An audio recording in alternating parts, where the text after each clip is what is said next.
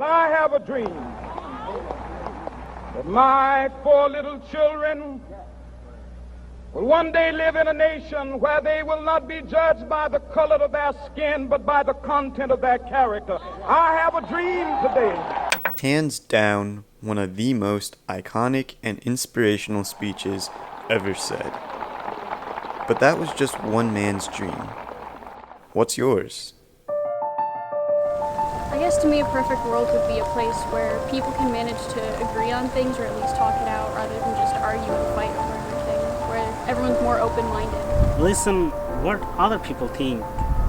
We need to value those things also. Everyone has the capability and opportunity to be who they are without having to worry about any anger or hatred or racism or any of these issues we are experiencing today. Life without, race divisions such as black versus white, things like that. Specifically, I can think of Winter Camp, which is a event through Focus, which is Fellowship of Christian University Students.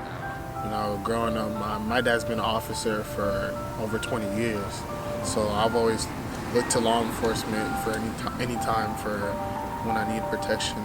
A perfect world would be a world without malice, without intentional harm, because you see white cops shooting black kids, unarmed black kids at that, and killing them for, who knows what reason. I feel like we grow as people in suffering, and when there's no intentional malice, no harm, you can grow with other people in your suffering and suffering together, but no intentional suffering.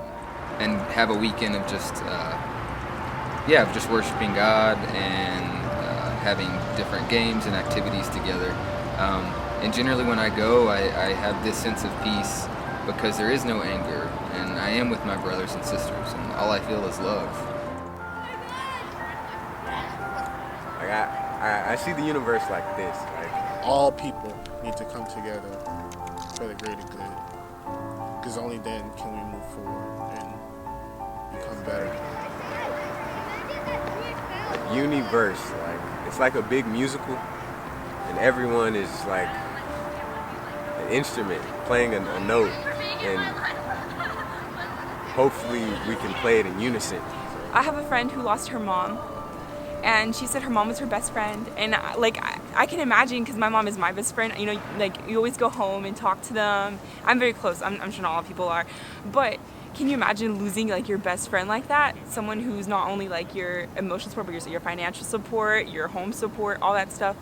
And she 2 years later, she's the strongest person I've ever met. The ego side of me wants to say renewable energy and free education and all of this, but I think the only real way to obtain what we call a perfect world is to really be at peace with the universe and with what it's doing. Because accidents happen. I think a world without that would be a world without free will, if anything. And free will is beautiful in itself too. Suffering is beautiful sometimes. I don't know if you've ever been in a moment of suffering and you just grew as a person. Because you can understand other people, you understand other beings, especially in pain.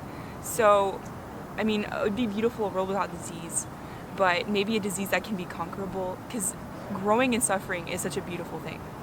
So I think a perfect world cannot be free of suffering, just free of the malice that causes a lot of suffering.